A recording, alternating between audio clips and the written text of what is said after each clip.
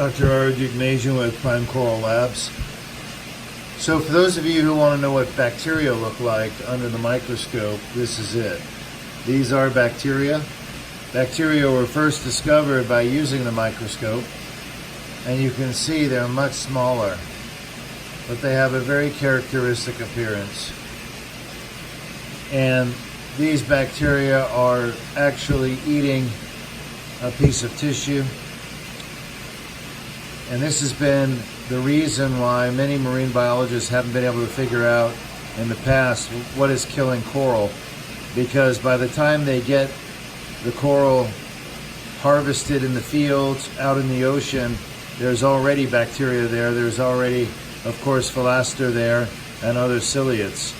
Of course, I've proven now at this point, this is in March 2019, I have proven back in July of 2018 through my experiments that Phalaster is the cause of coral RTN.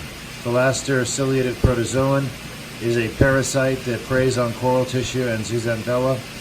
That is the cause of coral tissue necrosis, that organism.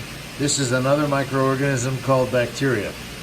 Now these bacteria are much, much smaller than a protozoan. So for comparison, the bacteria, each of these moving dots is a bacteria. The protozoans that we've been dealing with, if you can see this dark circle here, they're about 5 times as big as that. So there's really no size comparison. It's easy to distinguish between the two.